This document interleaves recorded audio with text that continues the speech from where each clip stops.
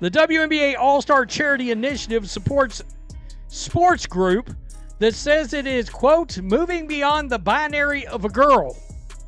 The girls in the game say it welcomes LGBTQ plus youth, regardless of gender identity or expression.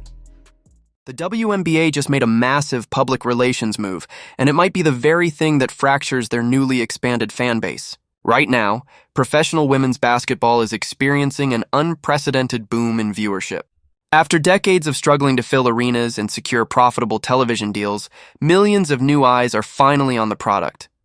You have a fresh crop of generational talent driving ticket sales through the roof. But instead of just capitalizing on the 1C court product and letting the athletes shine, the league is willingly stepping into one of the most volatile and heavily debated issues in modern sports. During their highly publicized milestone 30th season, they announced a major charity initiative for their All-Star game.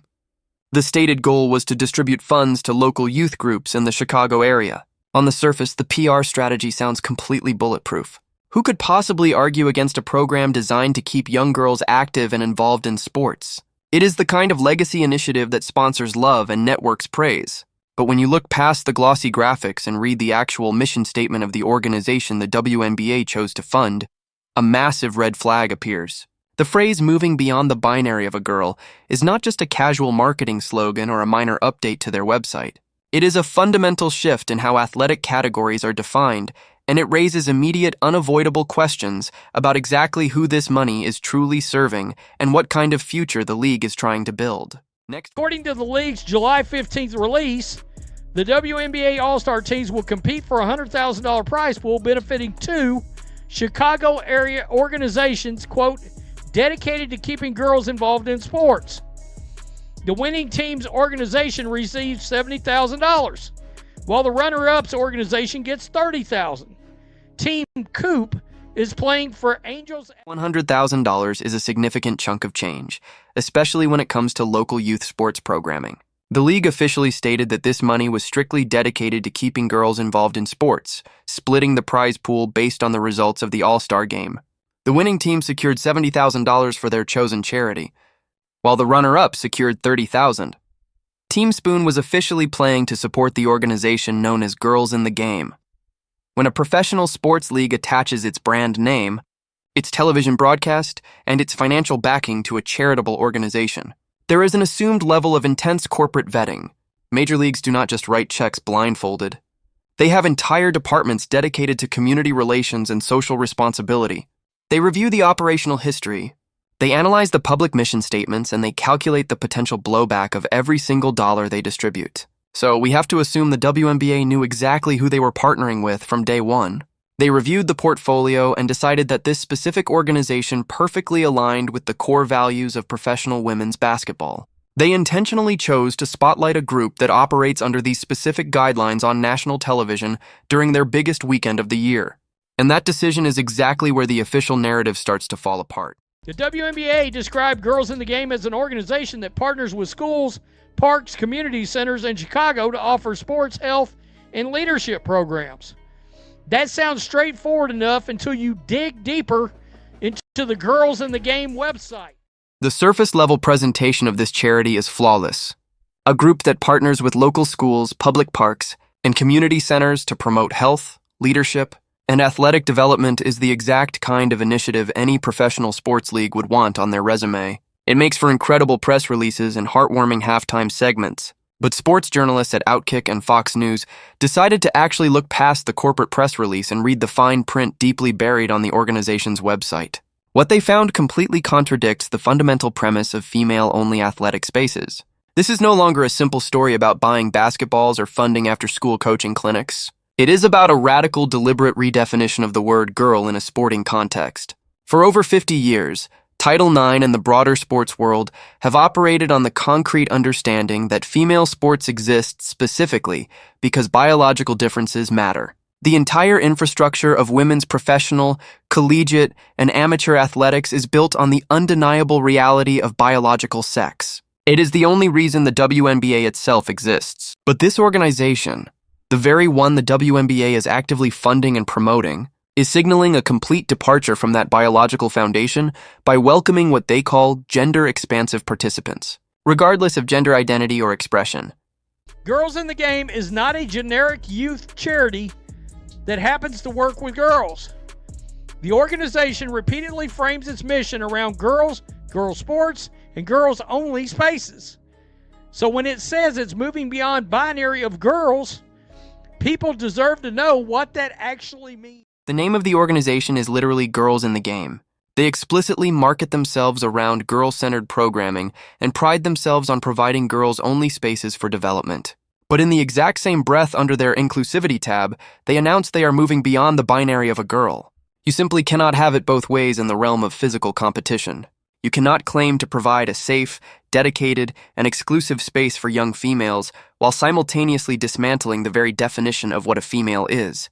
This isn't just a matter of semantics or adopting progressive corporate terminology to appease donors. In the context of youth sports, definitions dictate reality. If a sports organization abandons biological boundaries and operates based on subjective identity, they are explicitly opening the door for biological males to compete against young girls. This completely alters the competitive landscape.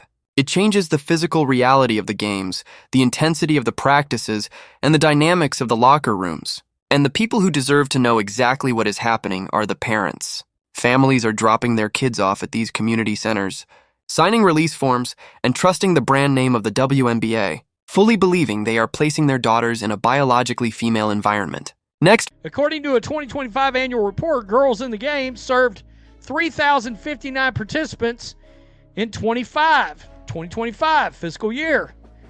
The report says its Chicago after-school program served 921 participants, and girls play sports, learn about healthy lifestyle choices, and improve their leadership skills in an all-girls setting. Not talking about a small niche program operating under the radar. We are talking about thousands of young participants. According to their own annual reporting, they served over 3,000 kids in a single fiscal year, with nearly 1,000 involved in the Chicago after-school program alone. The sheer scale of this operation is massive, which makes the calculated ambiguity of their official policies deeply concerning for anyone invested in the integrity of youth sports. The organization proudly touts an all-girls setting, emphasizing a safe, non-competitive, and physically active environment. Yet, because of their public stance on gender expansiveness, we have absolutely no idea if that setting is actually entirely female. The organization refuses to clearly state on their public F-facing materials if their participation eligibility is based on biological sex, or if it is entirely dictated by gender identity. In the world of youth athletics, clarity is not optional.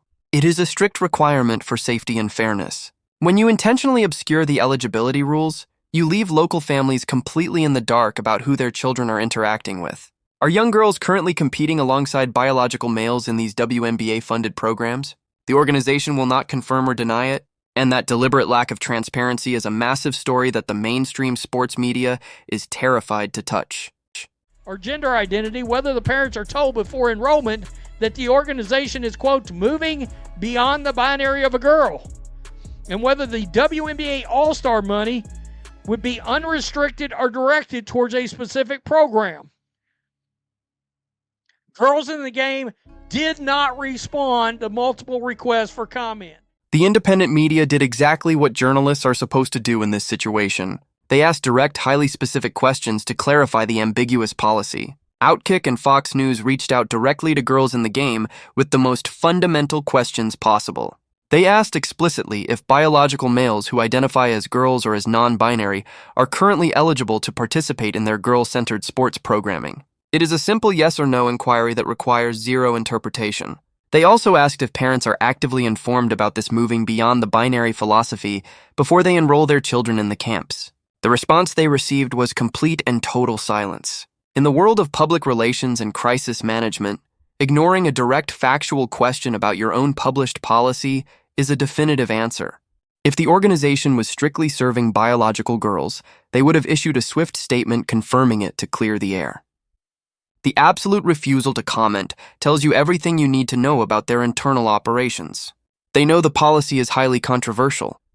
They know the parents of those thousands of kids might fiercely push back, and they are desperately hoping the media scrutiny just fades away.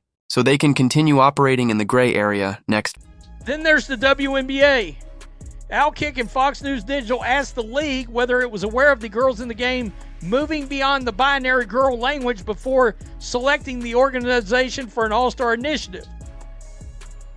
Fox News Digital and Outkick also asked whether the league believes an organization that says it's moving beyond the definition of a girl fits an initiative describing as keeping girls involved. But the strategic silence from the local charity is only half of the problem. The absolute silence from the WNBA league office is the real scandal unfolding here. The league was asked directly by reporters if they were aware of this specific language before they handed over the massive All-Star Initiative platform. They were asked if they truly believe that an organization actively dismantling the definition of a girl is an appropriate partner for an initiative literally described to the public as keeping girls involved in sports. The WNBA is an organization with a massive, highly paid communications department that responds to minor social media controversies and player disputes in a matter of minutes. Yet, they completely ignored these inquiries because of course they did. The WNBA is caught in an impossible political trap of their own making. They desperately want the progressive points and the favorable media coverage that come with supporting these expansive organizations, but they absolutely do not want to go on the record and explicitly admit they are funding the presence of biological males in youth girl sports. They are playing a dangerous, calculated game of financial endorsement without taking any of the public accountability that comes with it. I can tell you right now what we used to say over and over again when we would make a Leah Thomas video or any other video about a biological male competing against women. It's dangerous. It's physically dangerous.